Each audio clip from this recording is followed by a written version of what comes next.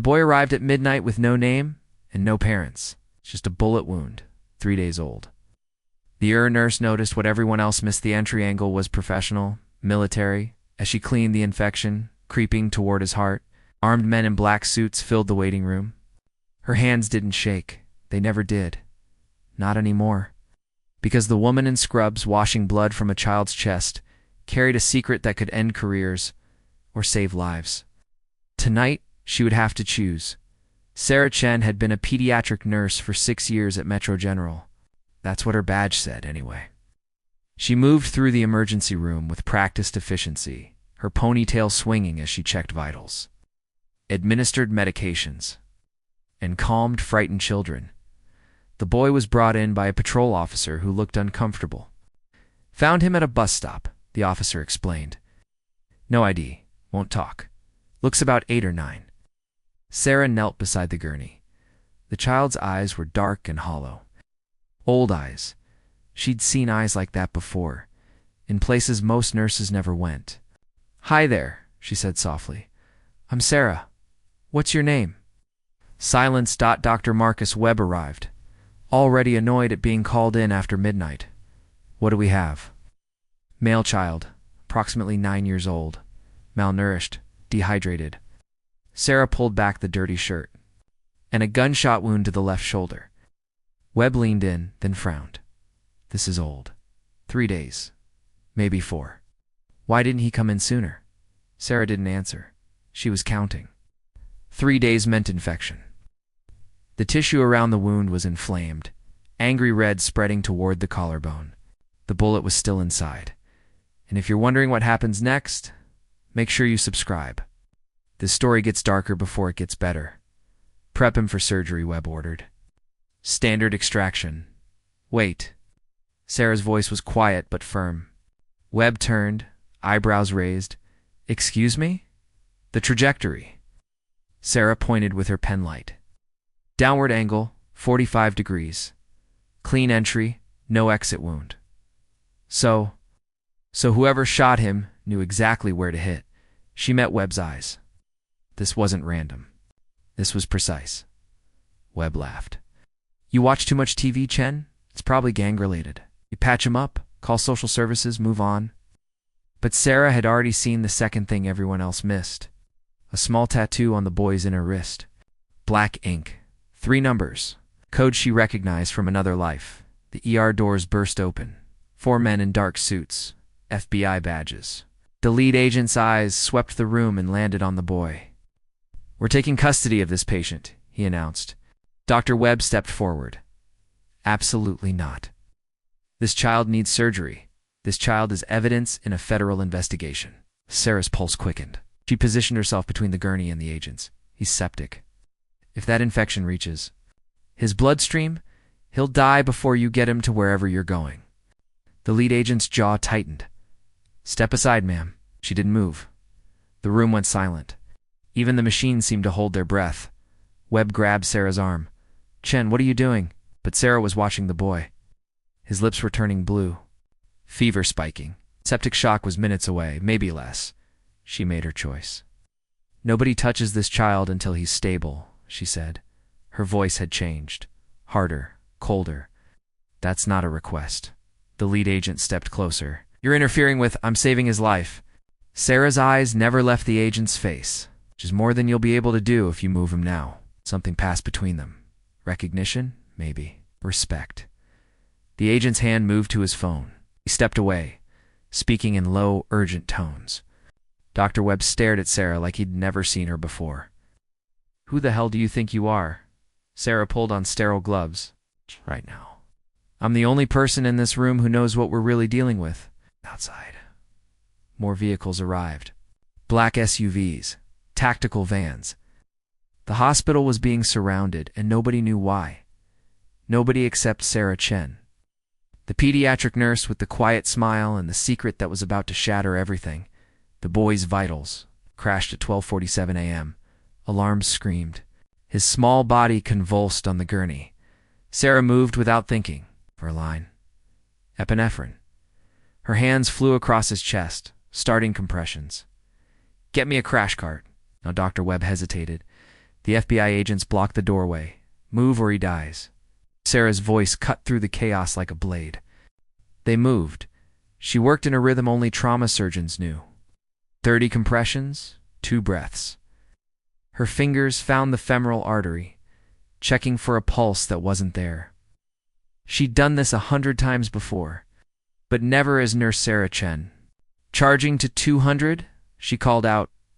Webb stared. You can't, that's not clear. The paddles hit the boy's chest.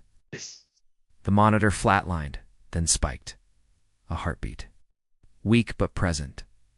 Sarah didn't stop.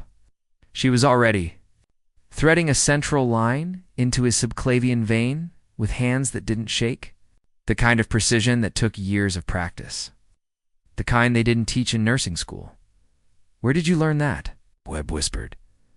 Sarah ignored him. She was reading the boy's tattoo again. Those 3 numbers. 847. It was a unit designation. Special operations. Black level clearance.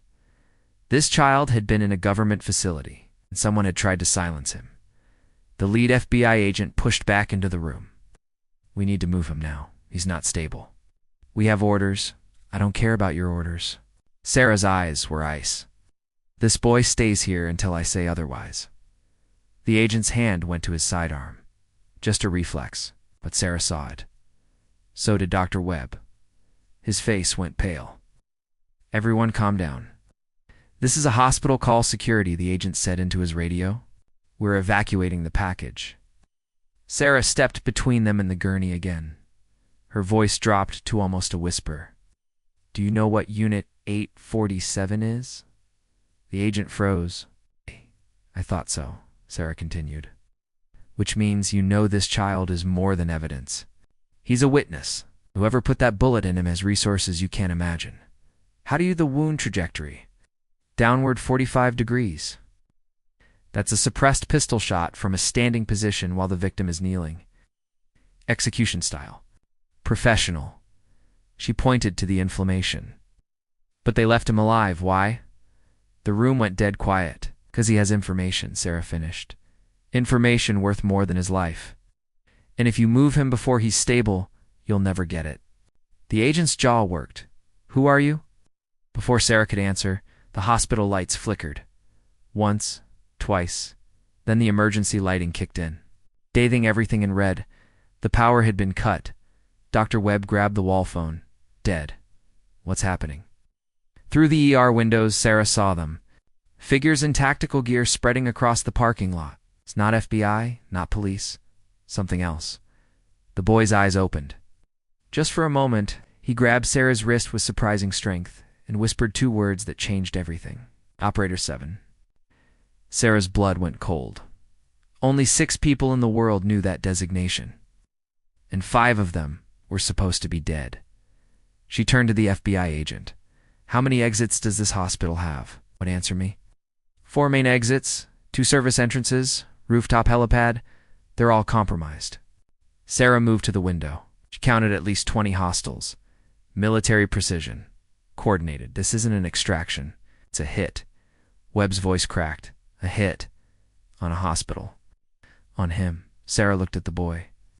And anyone who knows what he knows. The FBI agent finally understood. He spoke into his radio. Lockdown protocol. All units, we have a hostile breach. Static communications were down, Sarah Chen. Pediatric nurse stood in the red emergency lighting and made a calculation. She could run. Disappear into the chaos. Let her cover identity die with everyone else in this building, or she could do what she'd been trained to do. She looked at the boy, at Dr. Webb, at the terrified nurses in the hallway. Act. Lock down this ward, she said quietly. Move all patients to interior rooms. No windows. Can't give orders. Webb started. Yes, Sarah interrupted, her voice carrying an authority that made everyone in the room stand straighter. I can. She pulled out her phone, not the iPhone in her purse. The other one. The one hidden in the lining of her scrub pocket. She pressed her thumb to the scanner and sent a message that would bring down the hammer of God, or get them all killed in the next 10 minutes. The first breach came at 1:03 a.m. Ground floor, east wing. Sarah heard the distinctive pop of suppressed weapons, screaming, then silence.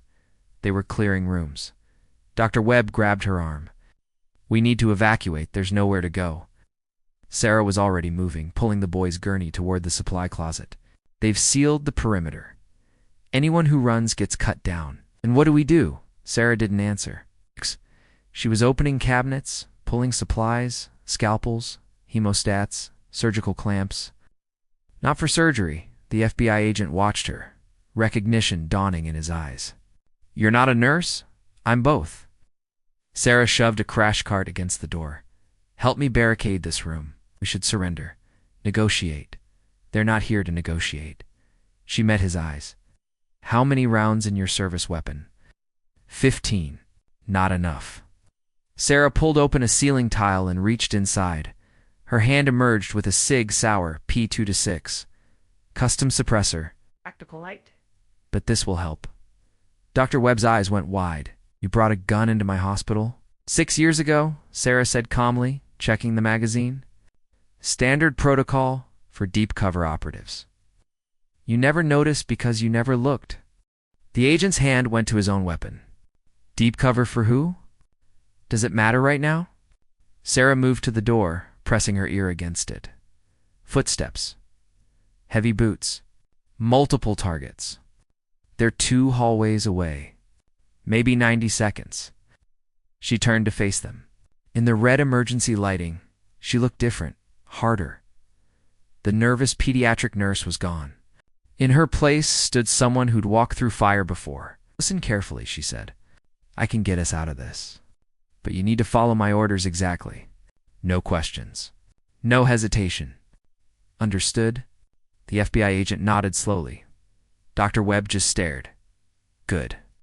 Sarah handed the agent the SIG. You're going to cover the north corridor. Controlled bursts. Aim for center mass. Don't be a hero. What are you going to do? Sarah pulled back her sleeve. On her inner forearm, hidden beneath a flesh-colored patch, was a scar. A brand, 3 chevrons and a skull. The agent's face went white. That's a Tier 1 designation. Was. Sarah's voice was flat. I died 4 years ago. Officially. Then who? Gunfire erupted in the hallway. Closer now. A nurse screamed, then went silent. Sarah moved the boy to the corner behind the supply shelves. She leaned down, speaking softly. Stay down. Stay quiet. No matter what you hear, the boy nodded. Those old eyes watching her. Trusting her, she stood and walked to the door. Dr. Webb grabbed her. Sarah, there are at least a dozen of them. 17. She'd been counting. 3 mid-entry teams. 1 command unit. 2 external snipers covering the exits. How can you possibly, because I trained them? The door handle started to turn. Sarah raised her weapon. The FBI agent took position on the opposite side of the doorway. Even Dr. Webb grabbed a fire extinguisher, his hand shaking. The door exploded inward. Flash grenade. Sarah had already closed her eyes and turned away. The sound was deafening in the small space, but she'd been flashbanged before. She moved through the smoke, muscle memory taking over. 2 shots. 2 bodies dropped. She swept right, putting 3 rounds into the 3rd target. Before he could raise his rifle, the hallway went quiet. Sarah checked the bodies. No identification. No patches. Professional contractors. The kind that didn't exist on paper. Or test-running tactics, she said. More to herself than anyone else. Treating this like a training exercise. Training? Webb's voice cracked. People are dying. That's the point. Sarah reloaded. They want to see how we respond. Where our weaknesses are. The FBI agent stared at the 3 bodies. Who are you? Before Sarah could answer, her hidden phone vibrated. A single message. 2 words. Guardian activated. She almost smiled. Almost. Help is coming, she said. We just need to survive the next 10 minutes. A voice echoed through the hospital's PA system. Calm. Professional. The voice of someone in control. Attention hospital staff. We are conducting a federal operation.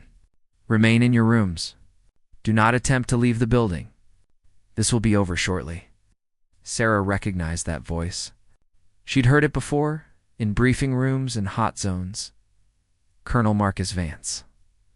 Black operations. Officially retired? Unofficially, a ghost who cleaned up problems that couldn't make the news. "Oh God," she whispered. "What?" the agent asked. "What is it?" Sarah looked at the boy, at the innocent child who'd stumbled into something bigger than all of them. "They're not here for witnesses," she said quietly. "They're here to erase a mistake." The boy wasn't the only mistake that needed erasing. Sarah Chen, the nurse who didn't exist, realized with cold certainty that she was on the kill list too. The question was, would her backup arrive before Vance's team finished the job? The lights flickered again. Somewhere below, glass shattered. More screaming. The clock was ticking. Sarah had 4 minutes before Vance's next wave hit. She knew his playbook. She'd written half of it. "Removing," she said, pulling the boy's gurney toward the service corridor. Dr. Webb blocked her path. He's in no condition to die either." Sarah's eyes were hard. "And that's what happens if we stay here." The FBI agent was already on his feet. "Where are we going?" "Sub-basement. Radiology wing." Sarah moved with purpose, checking corners. "It's reinforced concrete. Lined walls. If we can reach it," an explosion rocked the floor above them. Dust rained from the ceiling tiles. "That's the ICU," Webb whispered. "There are patients. There were patients." Sarah's voice was cold. "Clinical. Vance doesn't leave witnesses." They moved through the darkened hallways. Emergency lighting painted everything blood red. Sarah led weapon up. The agent covered their 6. Webb pushed the gurney, his face pale with shock. The boy watched everything with those ancient eyes. They made it to the stairwell. Sarah held up a fist. "Stop." She listened. Footsteps below. Multiple targets. Moving up, she gestured. 3 fingers. 3 hostiles. The agent nodded. "Understood." Sarah pulled a syringe. From her pocket, morphine. She injected it into the boy's IV line. "Keep him quiet," she whispered to Webb. Then she descended. The first hostile never saw her coming. She moved like smoke, coming up behind him. One hand over his mouth. The blade entering at the base of his skull. Textbook silent. The second turned at the sound of his partner falling. Sarah's bullet took him in the throat. Suppressed. Quiet enough. The third got his weapon up. Got 1 shot off. It went wide, sparking off the metal handrail. Sarah didn't miss. She dragged the bodies into the supply closet. Checked their gear. Encrypted radios. Tactical knives. C for charges. Vance was planning to bring down the entire building. "Jesus Christ," the FBI agent breathed, staring at her. "How many people have you killed? Does it matter?" Sarah wiped the blade clean. "Right now, I'm the only thing keeping you alive." They reached the sub-basement. Sarah picked the lock on the radiology wing in 8 seconds. Old habits dot inside. The lead-lined walls felt like a tomb. Safe for now. Webb checked the boy's vitals. He's stable. The morphine helped. Shh. Sarah was already at the door, listening. They'll find us eventually. Vance is thorough. Then what's the plan? We wait for her phone vibrated. A new message. ETA 6 minutes. Hold position. Guardian inbound. 6 minutes. An eternity in combat time. The FBI agent reloaded his weapon. Who's Guardian? Sarah almost laughed. Someone who makes Vance look like mall security. The PA system crackled to life again. Vance's voice. Still calm. Still in control. "Sarah Chen, I know you can hear me." Pause. "Or should I say Captain Chen? Or do you prefer your old call sign?" "Shadow 7. Dr. Webb's head snapped toward her. "Captain." Sarah didn't respond. She was calculating angles. Exit routes. Probability of survival. Vance continued. "You were supposed to be dead. Kabul operation, 2021. The whole team eliminated. Clean wipe. Except you walked out. Changed your face. Disappeared." "What's he talking about?" Webb demanded. "Nothing that matters right now," Sarah said. But her jaw was tight. "The boy saw too much," Vance said. You know how this works? Loose ends get clipped. And now you're a loose end too. Sarah's finger hovered over her phone. She could send a message, accelerate the response, but that would reveal her position. I'll make you a deal, Vance offered. Walk away. We never saw you. Your cover stays intact.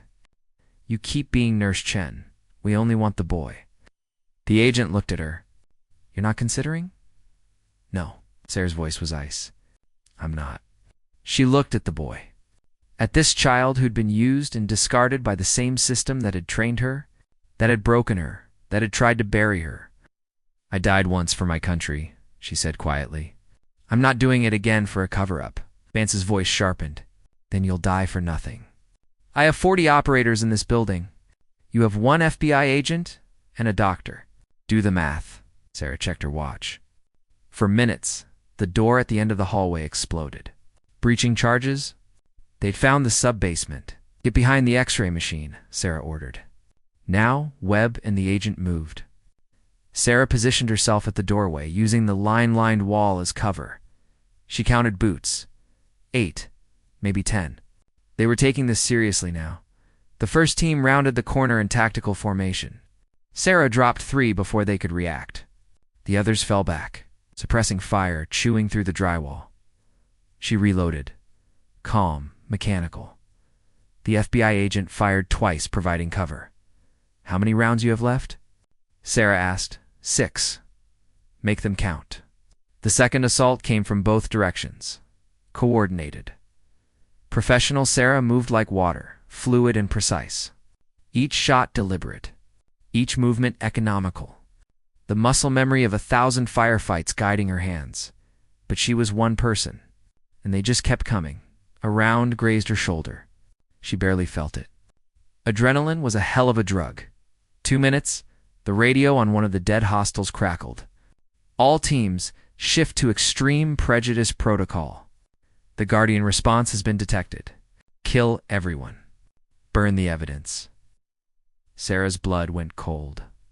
They weren't waiting anymore. She heard it before she saw it. The distinctive sound of thermite grenades being armed.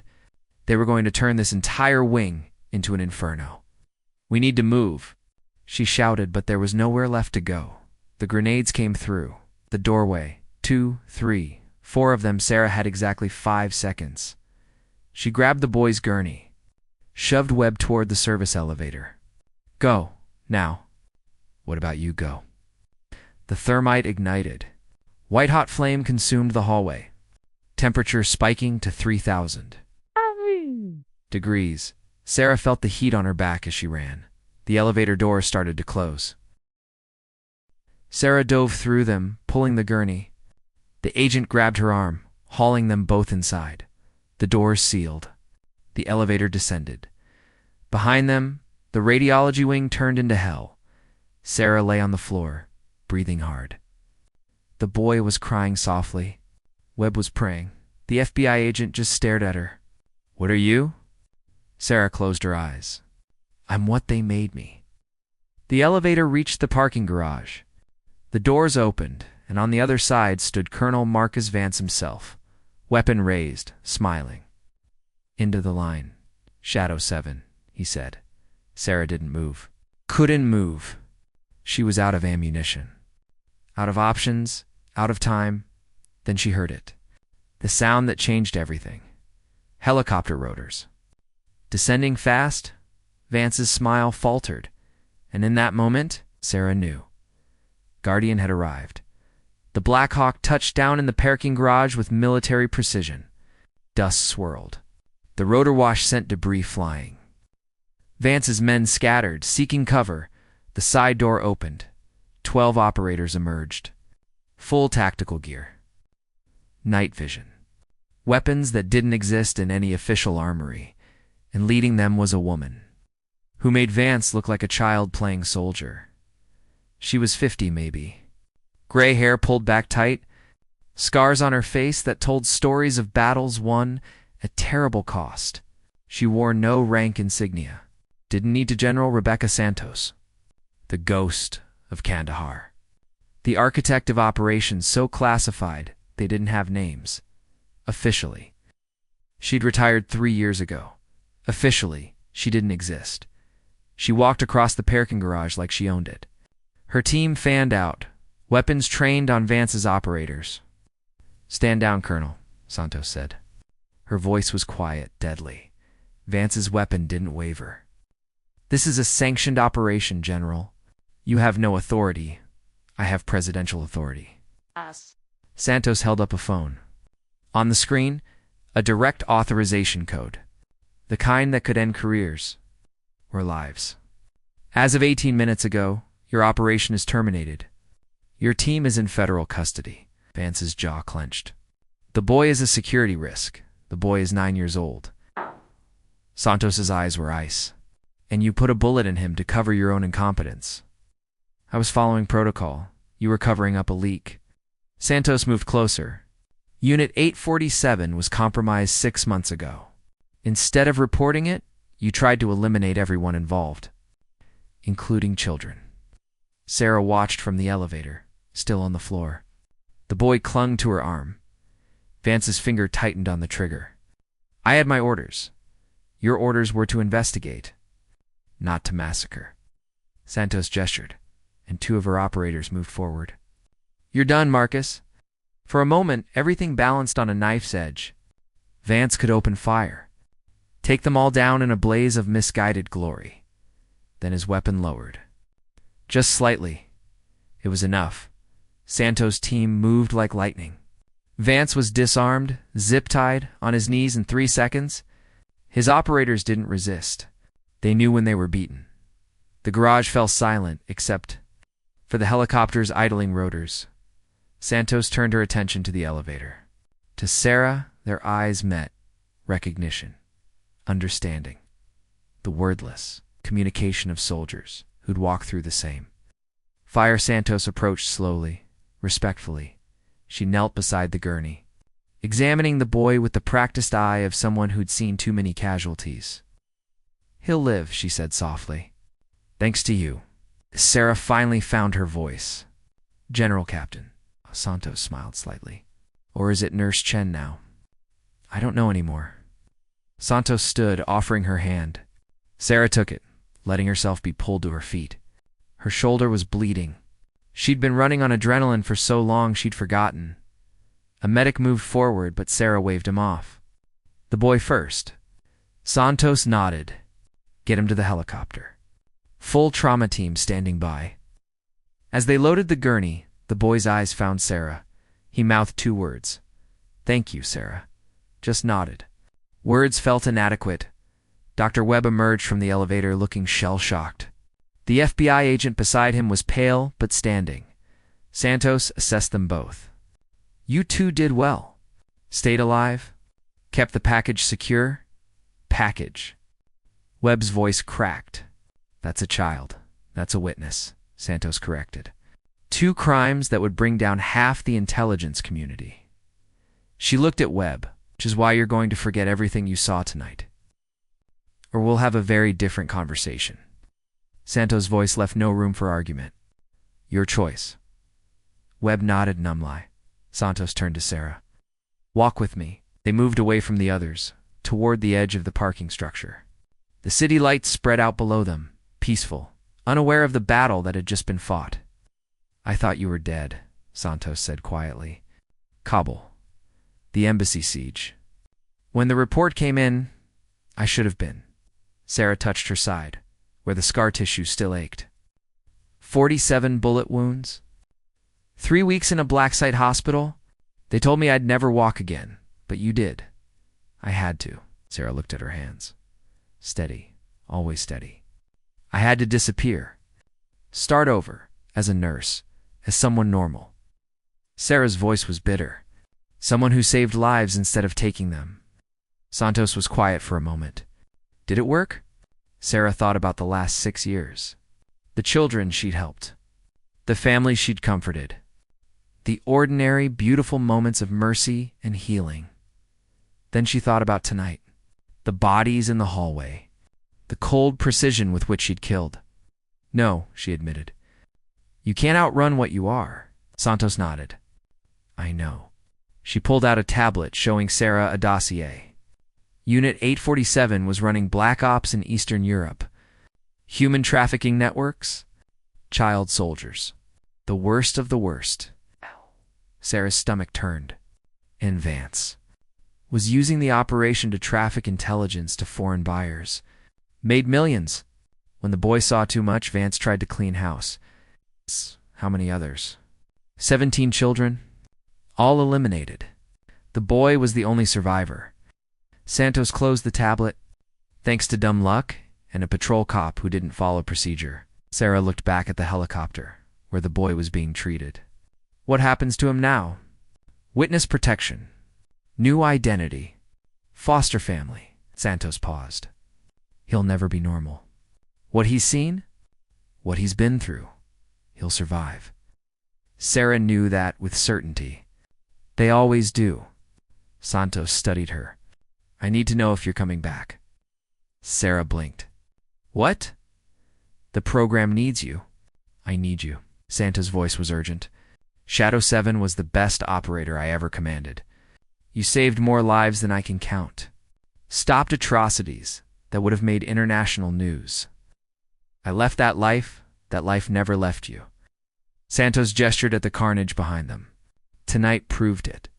You moved like the old Sarah, fought like her, led like her. Sarah shook her head. I'm a nurse now. You're both. Santos grabbed her shoulders. Don't you see? That's what makes you perfect.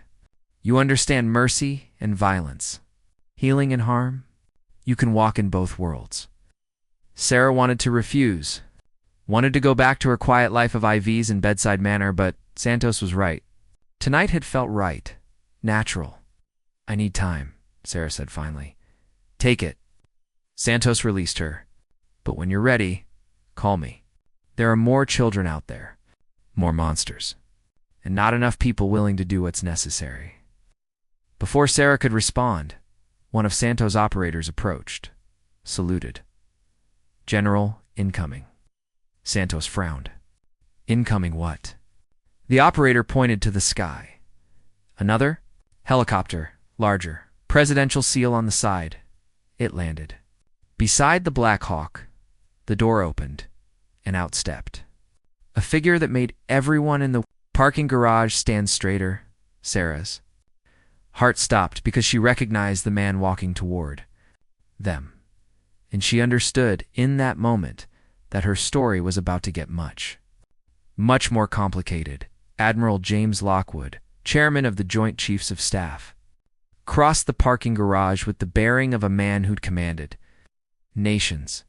He was 70, silver-haired, decorated with medals from wars, spanning for decades, and he was walking directly toward Sarah. General Santos snapped to attention. Her entire team followed suit. Even the wounded FBI agent struggled to stand straighter. Dr. Webb whispered, "Who is that?" No one answered. They were too busy watching the impossible unfold. The Admiral stopped 3 feet from Sarah. His eyes swept over her, taking in the blood-stained scrubs, the makeshift bandage on her shoulder, the exhaustion etched into her face. Then slowly, deliberately, Admiral James Lockwood raised his hand and saluted. Not to General Santos, not to his own security detail. To Sarah Chen, pediatric nurse. The parking garage went silent. Sarah stood frozen.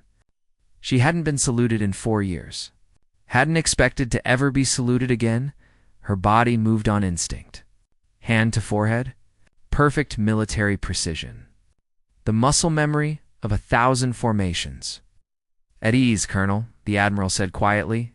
Colonel. Dr. Webb's jaw dropped. The FBI agent looked like he'd been struck by lightning. Even Santos operators were staring. Sarah lowered her hand. Sir, I'm not. You are. The Admiral's voice carried across the garage. You never stopped being. The discharge was administrative cover. The death certificate was operational necessity. He pulled a folder from his jacket. But your commission never ended. Sarah's mind reeled. For years of thinking she was truly out, truly free, I don't understand Operation Shadow Cell. The Admiral opened the folder. 23 deep-cover operatives embedded in civilian life. Teachers, paramedics, nurses, social workers. He looked at her. Sleeper agents waiting for the call that might never come. You used us, we protected you. The Admiral's voice was firm. Vance wasn't the only threat. There are elements within our own government who wanted Shadow Cell eliminated. So we erased you. Made you disappear into normal life. Gave you the peace you'd earned. Till tonight, Sarah said bitterly. Till tonight, the Admiral agreed. When one of our own tried to murder a child to cover his crimes, he looked at the helicopter where the boy was being treated. You saved his life. Stood against a superior officer. Defended the innocent at risk of your own cover. I'm a nurse, Sarah said, but her voice lacked conviction. That's what nurses do. No. The Admiral stepped closer. That's what soldiers do. Healers do. Heroes do. He paused. That's what you do. Sarah felt tears threaten. She fought them back. I just wanted to be normal. You're normal, Santos interjected softly. You're also extraordinary. Those things aren't mutually exclusive. The Admiral gestured to his security detail. They approached carrying a case. Black, official, sealed with codes. He opened it. Inside was a dress uniform. Colonels, insignia, medals, ribbons, the full regalia of Sarah's former rank, but also her nursing badge. Metro General Hospital. 6 years of service? You don't have to choose, the Admiral said. That's what Shadow Cell was about. Being both. Serving in the light and the dark. Healing and protecting. At the two lives laid out before her, Dr. Webb found his voice. Sarah. All this time you were trying to forget. Sarah finished. She looked at him, at this man who'd worked beside her for 6 years and never known. I'm sorry I lied. You didn't lie, Webb said slowly. You really are a nurse. I've watched you save lives. Comfort families. Work 8-hour shifts because a child needed you. He swallowed hard. The uniform doesn't change that. The FBI agent stepped forward. For what it's worth, Colonel, you saved my life tonight. And that boy's life. Whatever else you are, you're a damn fine protector. Santos nodded. The offer stands. Shadow Cell is being reactivated. We need operators who understand both worlds, who can blend in, gather intelligence, and strike when necessary. And if I refuse? Sarah asked. Then you go back to Metro General, the Admiral said. Resume your life as Nurse Chen. We'll erase tonight. Protect your cover. Give you the peace you want. But the boy will be protected either way, Santos assured her. That's not conditional on your choice. Sarah looked around the parking garage. At the bodies, the burn marks, the evidence of violence that had erupted in a place of healing. Then she looked at the helicopter. At the boy being treated by medics who'd risked everything to save him, she thought about the last 6 years. The children she'd helped. The lives she'd touched.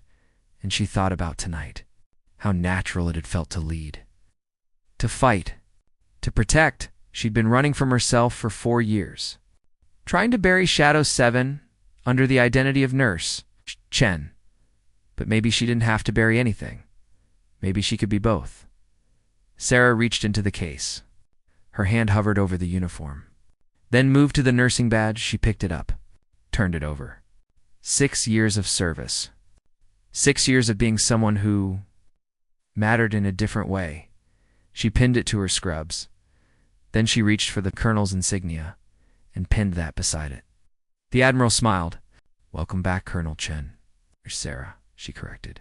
Just Sarah. She looked at her hands. Still steady. Always steady.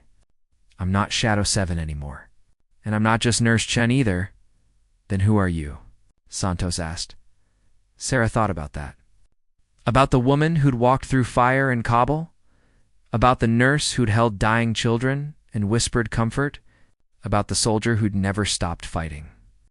About the healer who'd never stopped caring? I'm someone who protects people, she said finally. However I can. Wherever I'm needed. The Admiral extended his hand. Then we have work to do. Sarah shook it, feeling the weight of both badges on her chest. Both identities. Both lives. Yes, sir, she said. We do. As the sun rose over the city, Sarah Chen walked toward the helicopter. Behind her, the hospital that had been her home. Ahead, a mission that would take her places she couldn't imagine. But she wasn't walking away from one. Life to embrace another. She was walking forward as both nurse and warrior, healer and soldier. Sarah and Shadow. Complete. Dr. Webb watched her go. Then he turned to the Admiral. She'll come back, won't she? To the hospital? The Admiral smiled. Every week, Tuesday through Thursday. Regular shifts. That's the point of Shadow Cell. They're not soldiers pretending to be civilians. They're civilians who happen to be soldiers when the world needs them, and when the world doesn't need them. Then Sarah Chen goes back to being the best pediatric nurse Metro General has ever seen. The Admiral started toward his helicopter, until the next time, a lost boy shows up with a bullet wound. Will there be a next time? The Admiral paused, looked back. There's always a next time, Doctor. That's why we need people like her. Climbed aboard. The helicopter lifted off, joining Santos Black Hawk in the dawn sky. Dr. Webb stood alone in the parking garage. The bodies had been removed, the evidence cleaned. By tomorrow, official reports would say it had been a gas leak. A terrible accident. No one would know the truth. No one except the people who'd been there, who'd seen a nurse become a warrior, who'd watched the impossible unfold. Webb looked at the hospital. At the ER entrance where, 6 years ago, a quiet woman had applied for a nursing position. He'd hired her because she was competent, professional, good with children. He'd had no idea he was hiring a legend. He smiled slightly, then headed back inside. There were patients to see, lives to save. Ordinary work that mattered in extraordinary ways. And somewhere in the sky, Sarah Chen was doing the same thing, just with a different set of tools. The secret medic. The hidden protector. The woman who walked between worlds, and she was just getting started.